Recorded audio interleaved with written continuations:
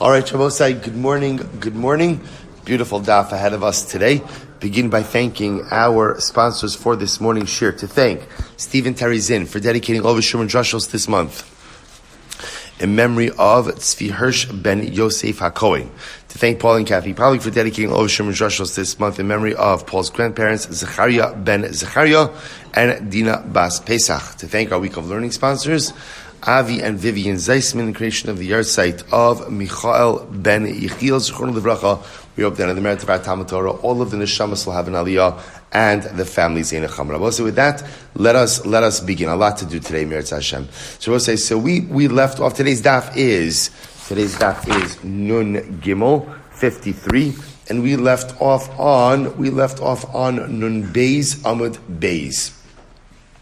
Lifshot Mina, which is 2, 4, 6, 8, 10, 12, 13 lines up from the bottom. So first of all, I do want to thank all of the doctors in this year, because I got a lot of very good information and good feedback yesterday from some things we discussed. First of all, I thank you to Dr. Rosenblum, who taught me that a limb that is rotting on a person who is still alive is called a necrotic limb.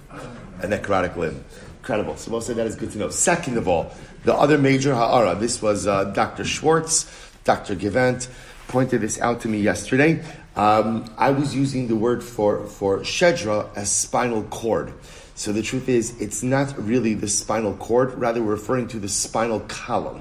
Spinal column. So again, I knew many people couldn't sleep last night, so I wanted just to highlight this again. Again, just Dr. Schwartz gave me a good. He said spinal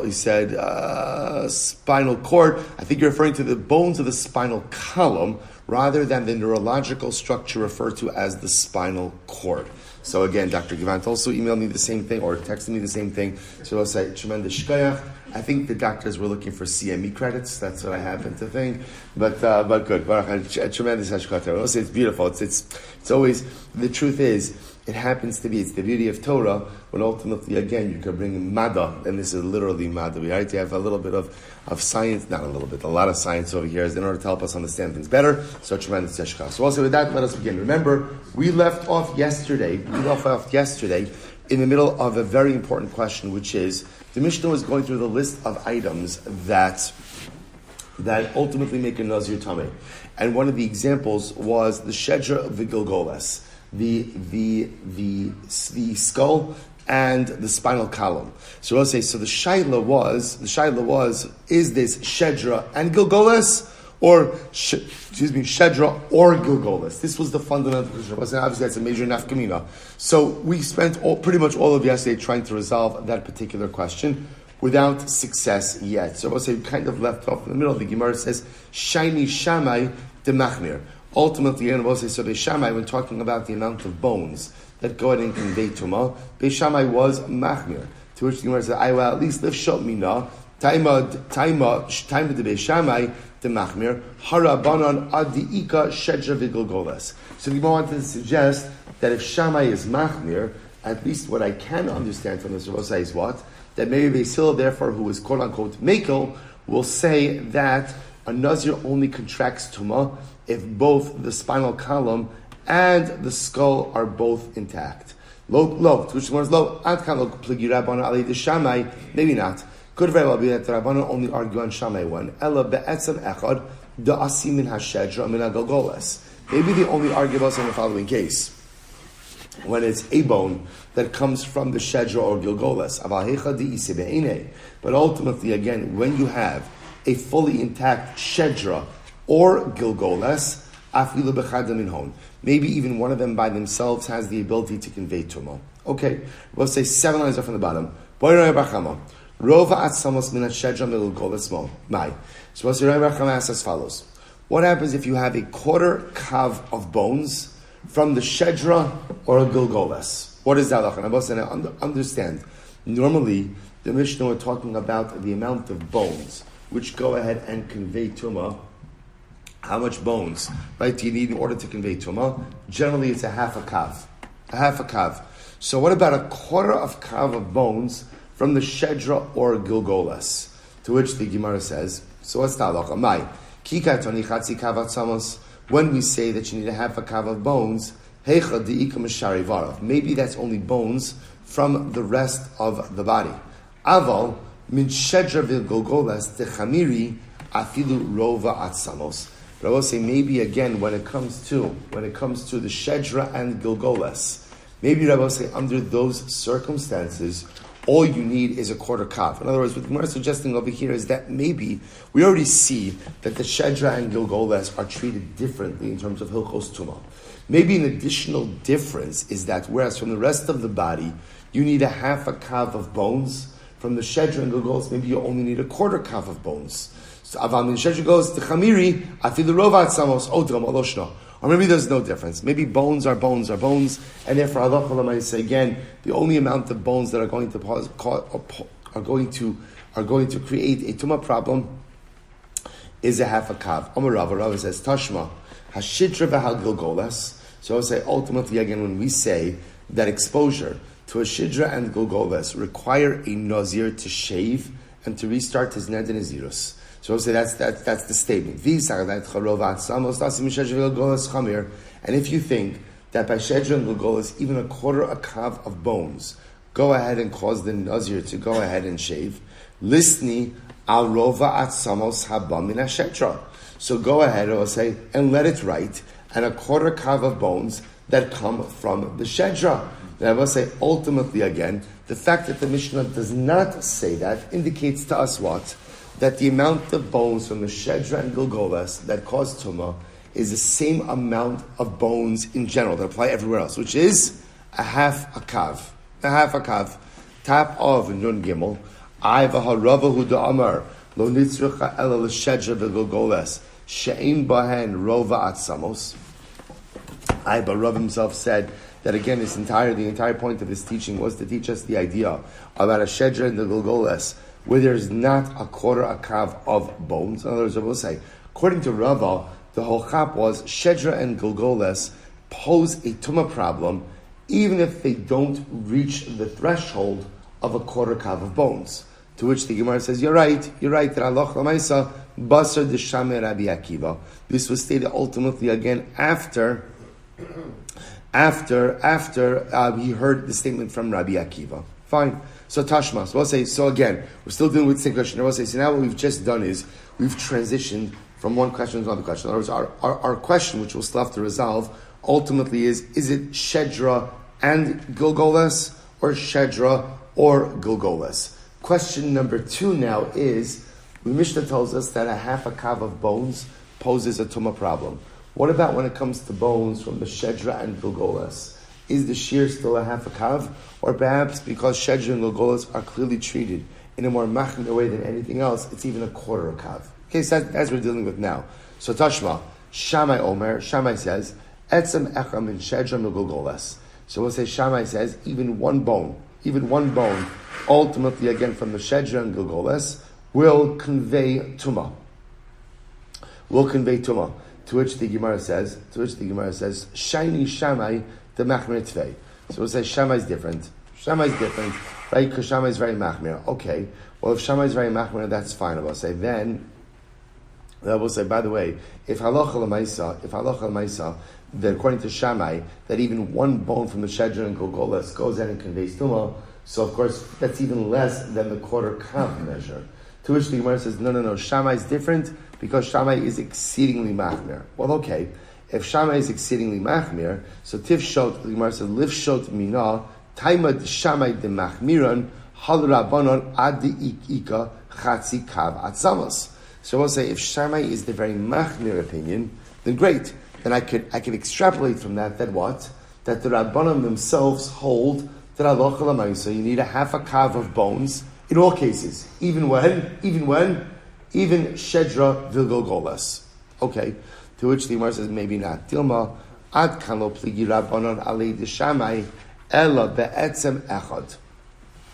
Maybe the rabbanon are only arguing on Shammai in the case of one bone. Aval berova atzamos, afil rabbanon modu. I will say, so maybe they're only arguing in the case of one bone. That Shammai is saying, by Shedra and Gilgolas, even one bone will convey tumah. the Rabbanan are disagreeing. The Rabbanan are saying no. One bone by itself never just conveys tumah, but ultimately, again, maybe when it comes to the quarter kav issue, they would agree as well and say that whereas by bones by the rest of the body you need a half a kav, maybe by bones by the shedra and golgolas you only need a quarter of a kav. Okay, so still unresolved. Amar Rabbi Eliezer, Zekinim Arishonim. So we'll say the original elders. Miktsasan hayu omrim chatzi kav atzamas v'chatzi lug dam. V'chatzi lug dam. So we'll say, now listen to this. So the original elders said a half a kav of bones and a half a lug of blood. That's ultimately, again, that lakol. They will say, so what does this mean? Take a quick look at Rashi. Rashi's actually kind of like right across.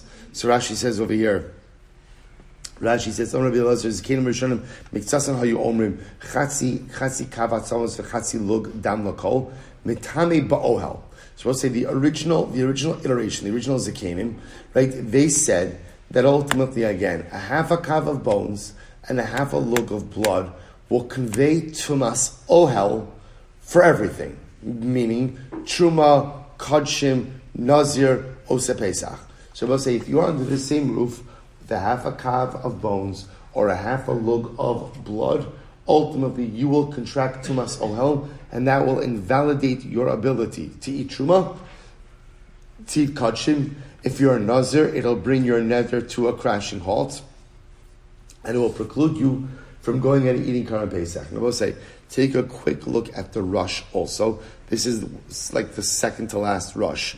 Chatzi kav atzamos v'chatzi lug dam lakol. Perish lekol davar ba'inan shir godol af l'truma v'kachim upachos mishir zeh eno metame ba'ohel hames. So we'll say, so this is what we're saying over here. So the original halacha was a half a kav of bones, a half a lug of blood, conveys tumas ohel and invalidates you for everything. For everything. Truma, kodshim, nazir, Karban Pesach. Okay, now watch this. Rovat samos or revius dam. If you only have a quarter kav of bones and a revius of blood, lo lakol. It doesn't invalidate you for everything. Okay, what does that mean? We'll say, take a look at Rashi again. Rova v'revius dam, right? So a quarter kav of bones, a revius of blood, doesn't invalidate you for everything. Metame kilomar afilu echad mikulam eino metame. So we'll say, so the way Rashi understands this is, if you have a quarter kav of bones, or ultimately again a revius of dam, it does not make you tamei for anything. Take a quick look at the rush. Fine. Actually, not the rush yet. But some said, af rova atzamos urevius dam lakol. Others said that no, even a quarter kav of bones and a revius of dam will make you tamei through tumas ohel for everything. So we'll say, see here this machlokas? Very interesting machlokas. So this is all the original Zekinim. Like the original Zekinim will say, said that Allah l'maisa, half a kav of bones, half a lug of blood will convey tumas ohel for what? Everything. Lakol. Truma, kodshim, nazir, Karban Pesach. When it came to a quarter a kav of bones and a revius of dam, they said ultimately nothing. There was a divergent opinion, a machlokes, a second opinion that said even by a quarter kav of bones and a revius of dam conveys tumas ohel for everything. Okay, fine. Bezin shalacharem. We'll say then a subsequent bezin came along, and what did they say? They said amru chatzi kav atzamos v'chatzi lug dam lakol. They agreed with the original halacha, namely a half a kav of bones and a half a lug of blood conveyed to us all for everything. Truma, kodshim, nazir, pesach, rova atzamos, or revius dam. They'll say a quarter kav of bones, or revius of blood, l'truma v'kodshim. Will make a person tamei. That type of exposure will make a person tamei for truma and kodshim. Avalo l'nazir v'osa pesach, but not for nazir and not for Osa Pesach. So we'll say, so this was the second iteration of the halacha. Again, second iteration, chatzi kav of half a kav of bones and half a lug of blood, conveyed tumas ohel for everything. Truma, kodshim, nazir, Pesach. Quarter of a kav of bones and a revius of dam, ultimately again only for Truma and Kachim, but will not create a Tumah situation for Nazir and Osa Pesach. Fine. To which the Gemara says, Michti, let's analyze this. Ein hachras shlishis machras. So we'll say, says the Gemara, take a look at the Rush for just a moment. The Rush says, Michti ein hachras shlishis machras perish the bezin shalach arehen l'mashchasunas nisin. So we'll say, it seems to be that the bezin shalach arehen, namely what we're calling dachras shlishis. And we'll say, if you look at the formulation of this halacha, what did you have? You had in Lashon over here the Zekenim Arishonim. Right? So we'll say, what did the Zekenim Arishonim say? The Zekenim Arishonim said, half a kav of bones and half a lug of blood convey tumas ohel for everything.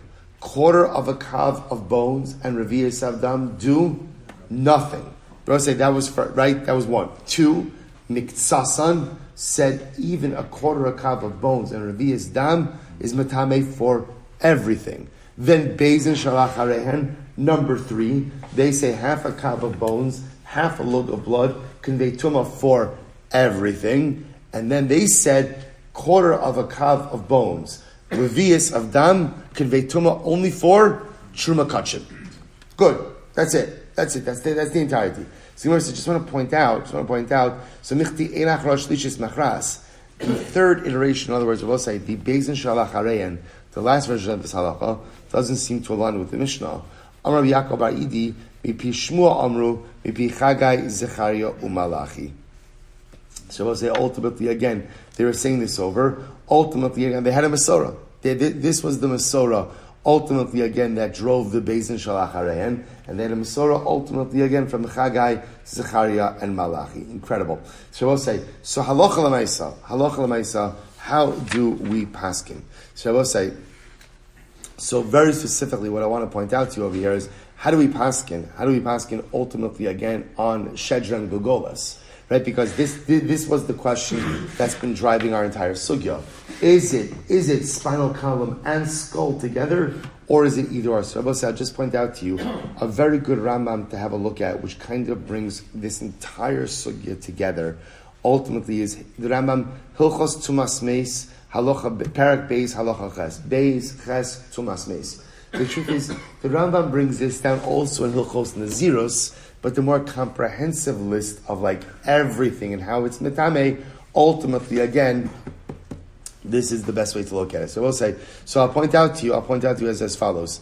So first of all, just let's work backwards. We paskin, I will say, like the Beis Din Shal Acharehen. That's also important. So number one, so I will say, how do we pass halacha in this last sugya? So in this last sugya, what we pass is half a kav of bones and half a lug of blood have the ability to convey tumas ohel, ultimately again for everything. Everything means truma, kachim, nazir, pesach. Quarter of a kav of bones and revi'as of dam only have the ability to convey tumah for what? For truma and for kachim. That's how you pass halacha l'maisa. What about the spinal column and the skull? So this is what the Rambam says. Hashidra b'agolgolas v'Rabbi Yono Hashidra ketzad. What's the case of shidra? What's the case of spinal column? Shidra shehi shlema harei kimei shalem. A fully intact spinal column. Ultimately, again, is like a corpse. It's like a corpse. And therefore, if it's missing even one of the vertebrae, it says Hagolgolas ketzad. What's the case of a skull? Golgolas shehi shalema. A fully intact skull is like an entire corpse. So as I said, Rambam Paskins, it is not shidra and golgolas together. Rather, it's either or. So I'll say that's how you pass halacha l'maisa. You do not need both in order to convey this tumah chamura. Rather, either one fully intact ultimately will operate like a complete mace. Incredible. We'll say, let's go weiter. Al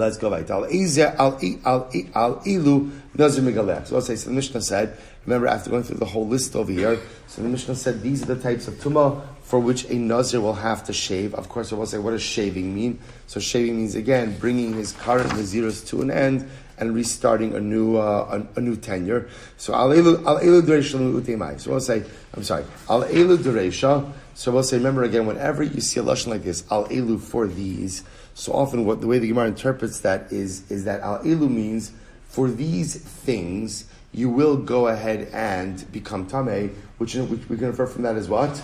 For other things, you won't become tamei. So al elu dereisha lemeute etzem kisaora. It comes to exclude the case of a bone fragment that is the size of a wheat kernel. Da'al magao ve'al masao in al ahilo lo. Because we'll say if you have a bone fragment that is the size of a wheat kernel, ultimately if you touch it or if you carry it, you will be chayiv or chayiv. You will become tamei. But ultimately, again, if you are under the same roof as it, you will not become tamei. Va'al elu deseifa. But ultimately, again, I will say when it comes to elu deseifa, ultimately, again, what does that come to exclude? L'meude even hasechuches. So we'll say it's actually very interesting. So again, what we have over here is as follows. So we'll say, remember, this is just now a textual inference. Whenever you see the Mishnah says, for these things, a Nazir will have to end his current neder and nazirs and begin again. For these means you're coming to exclude something. What are you coming to exclude? Etzem kisora, the very small bone fragment that is the size of a saora, to teach you that what? If you touch it, or if you carry it, you will become tamei. But if you are under the same roof as it, you will not become tamei. So that's the first exclusion. Second exclusion, elu deseifa. It also says elu at the end of the Mishnah. What does that come to exclude? Lemeute even hasechuches. So we'll say even hasechuches is a very interesting case. If you take a look at Rashi, Rashi says over here, Evan Mesame, it's the last Rashi on the daf, Evan Mesame, Vizui Evan, Shemutelas al Gabe Meis Birshusarabim. So we take the case outside, because it's actually quite interesting. Imagine the following situation. You have a corpse. It's lying on the ground. So we'll say, what you also have is, imagine for just a moment, you have a building, you have a house, and you have stones which protrude from the house. So we'll say, if you're standing underneath one of those stones with the corpse, what's the halacha? It's ohel. Let's remember again, tumas ohel doesn't require a fully intact roof. All tumas ohel requires is what? Is some roof-like item on top of you and the mace. So, for example, if I'm standing underneath a stone, say, you can imagine this. Imagine Reuven has a house, right? And what he does is he has stones which protrude from the house. Why does he have stones? He puts a schach on that. So it's not a roof, right? It's not a roof, but let me say it's protrusions. So, but it's stone protrusions. So now I'm standing underneath the stone with a corpse, right? So I will say that I'm going to contract tumas ohel. The case of Evan Mesami, I will say, is, or Evan Hasechuches, as the Gemara calls it, is, let's say again, this house has a number of these stone protrusions, right? Under some of them is a mace, and under others is not. I know I walked under one of them. What don't I know? Which one I walked under. So that's my Safek case. So I will say, so in a case like this, halacha l'maisa, you would not contract tumas ohel. Again, the lumdis of it, that's what Rashi points out. Evan Mesame Ave, Vizoi Evan Shemutelas Agabe Meis Birshusarabim, the first Shabbos, Perak Amar Rabbi Akiva, Shema Nazir Yoshev Aleh, Afa Bishetim Asa, Inu Megalech Aleh. So I'll say, so again, this would be a case, but we'll actually see this case, create a reference, but later on. But Allah Chamaisa, this is what the Seif is coming to exclude. So the Reisha is coming to exclude, ultimately, again, the case of Etzem Kisaora, that ultimately, again, if you're under the same roof, Nazir, if a Nazir is under the same roof as this bone fragment that is only the size of a Saora, he will not contract Tumas Ohel, and the Vi'al Elu of the Seifa is coming to exclude the case of Even Sechuches. Fine.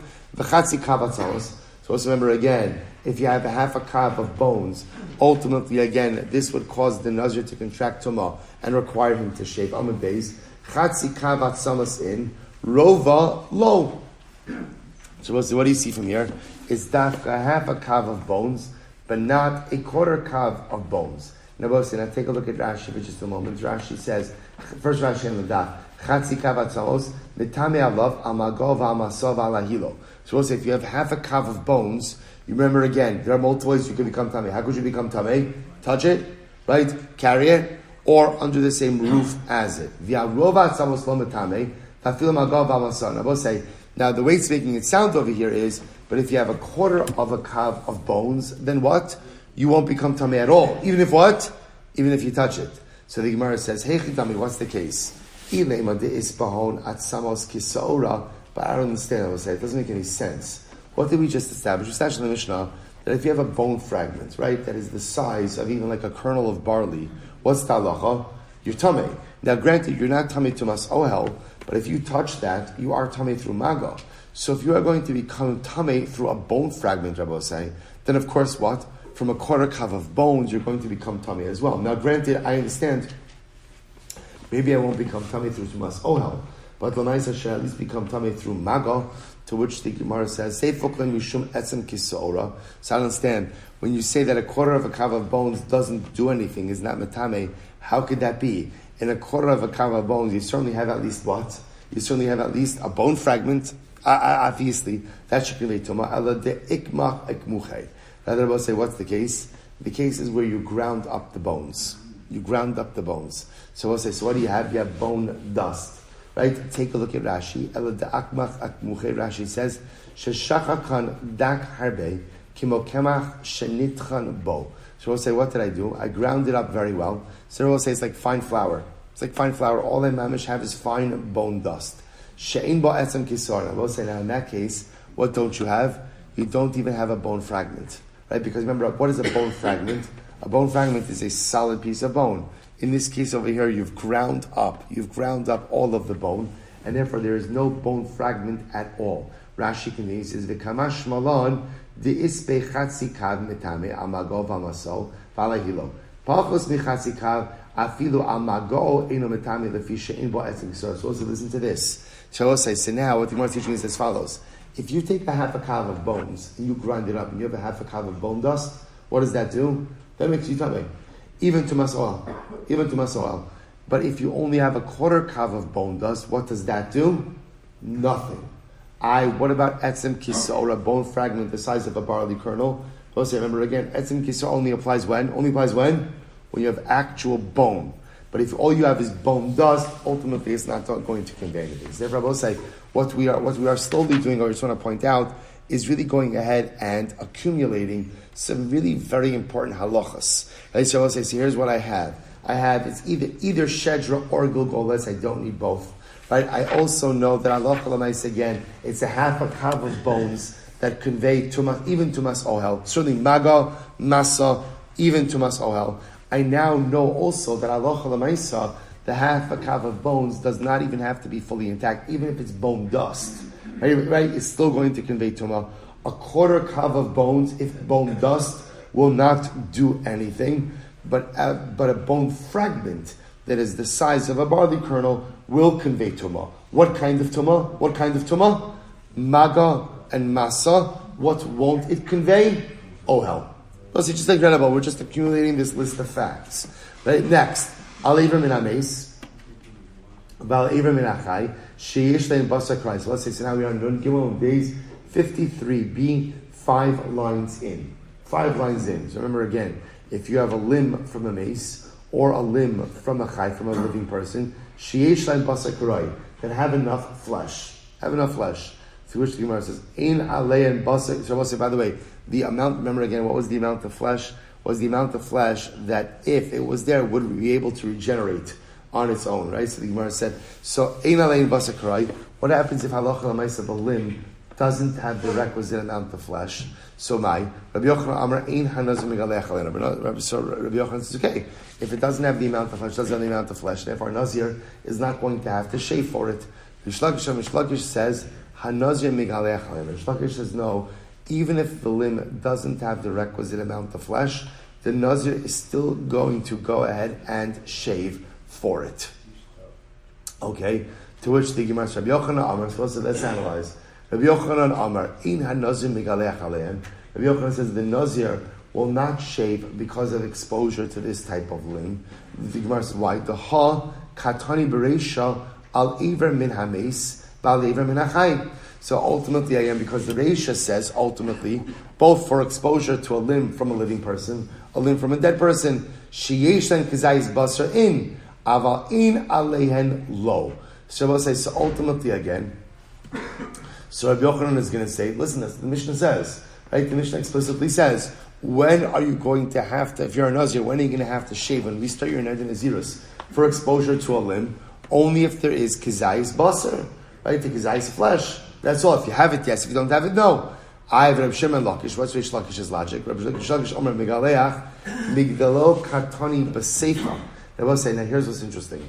The Seifa, I will say, the Seifa, which is really what they're referring to, is really the end of the last Mishnah or the beginning of the next Mishnah, right? Or the next Mishnah.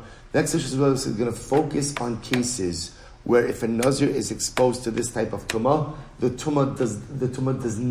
exposure does not require the Nazir to cut his hair and start again. So Rish Lakish makes an interesting observation. You know what's not included in that list? What's not included in that list is a limb that doesn't have a kizayis abasar. Interesting. So according to Rish Lakish, if you are not included in the exceptions, then by definition what? You must be part of the rule. So therefore, again, if an aver, right, if a limb from a mace or from a chai that doesn't have a kizayis of flesh on it, if that's not included in the exceptions list, then by definition, one must be chayiv, or Nazir must become tameh for that type of exposure. That's why Rish Lakish holds that exposure to a limb, even if it doesn't have a kizayis of basar, ultimately, again, is going to cause the need to restart the ned and naziros. So Rabbi Yochanan said, Rabbi Yochanan Amar Lecha, no. Kol heicha demash hamichlala lo katani b'seifa. They will say, remember again, any case that could be intuitively understood does not need to be explicitly articulated again. So they will say, Rabbi Yochanan's logic is like this. They will say, what did it say in the beginning of the Mishnah? What did it say? That if you have a limb, either from a living person or from a dead person, what did it say? If there's a kizayis basar on it, it conveys tumah from the Nazir. They will say, using our process of thought, what could you extrapolate from that statement? That if it doesn't have a kizayis of basar, it's not metame. Rabbi Yochanan says, Rish Lakish, come on.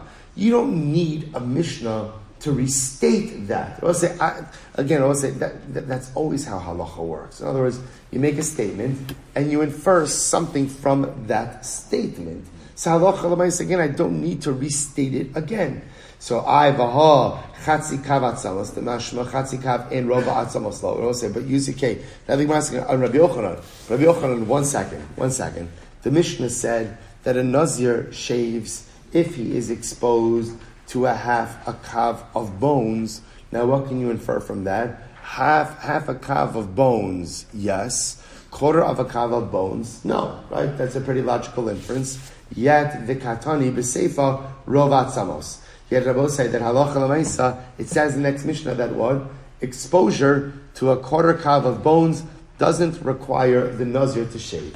So Rabbi Yochanan, so what's going on over here? I understand. So why, Rabbi Yochanan, you're saying that the Mishnah, in the list of exclusions, the Mishnah does not need to list anything that can be logically understood from the list of inclusions. So if that's the case, when the Mishnah says that exposure to half a kav of bones requires the Nazir to go ahead and what? Requires the Nazir to go ahead and shave and restart. So that means that exposure to a quarter kav of bones does not require that.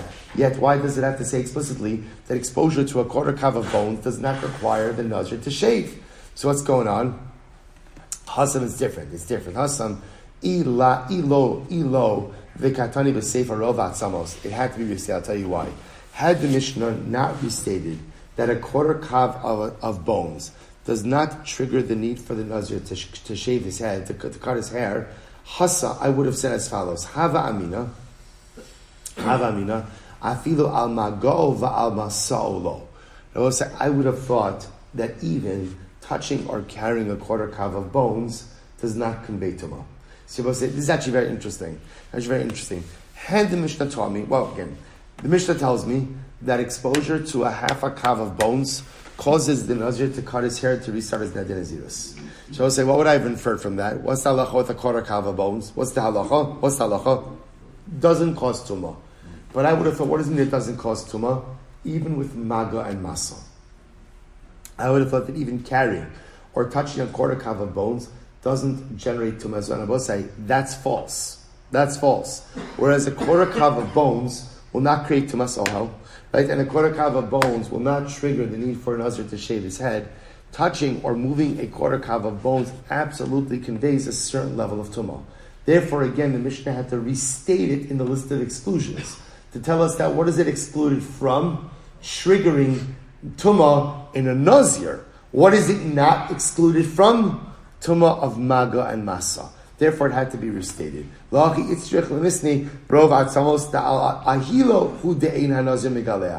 teach us that halacha l'maisa is only tumas ohel, that a quarter cup of bones does not convey, but Maga and Masa absolutely would. Chatzi lug dam, the shamis minah chatzi lug dam in. Revius Damlo. So again, the Gemara asks, 1 second. Rabbi Yochanan, if you're correct, that therefore the Mishnah doesn't need to restate any exclusion that was explicitly stated in the list of inclusions in the beginning of the Mishnah. In other words, anything that is included, I can logically infer the exclusion without it being explicitly stated. What about a half a lug of dam? Right? To say again in our Mishnah now it says exposure to half a lug of dam ultimately requires the Nazir to go ahead and shave. Rabbi will say, what could I extrapolate from that statement? Less than a half a lug of dam does what? Doesn't cause the Nazir to have to shave. To which the Gemara says, V'katani seifa revius dam. Yet Rabbi will say, the Mishnah said, a revius dam doesn't cause the Nazir to go and have to shave. The Gemara says, no, it's different over there. Hasam la'afukim with Rabbi Akiva. I will say over there, it's coming to exclude the position of Rabbi Akiva. What does Rabbi Akiva say? No, Rabbi Akiva, Revius habdam haba mishnei mesim metame ba'ohel. But I will say there the Mishnah had to restate it. Why? Because there is another opinion, the opinion of Rabbi Akiva. We've recorded this a number of times already. Rabbi Akiva holds that a revius of blood that comes from two corpses does in fact have the ability to convey tumah. Right? Even first of all, say it's a double chiddush. Number one, it's a revius of dam. Number two, even from two different sources. Remember again, what's the tradition of Rabbi Akiva? Va'al kol nafshos meis lo yavo. The plurality of the statement ultimately allows Rabbi Akiva. Therefore, again, the Gemara says, Rabbi Yochanan responds, that halacha l'maisa, you had to restate dam. Why do you have to restate dam? Because dam comes to exclude the position of Rabbi Akiva. Fine. Hi Avra min ameis, hechi dami. So I'll say, what's the case of Avra min ameis?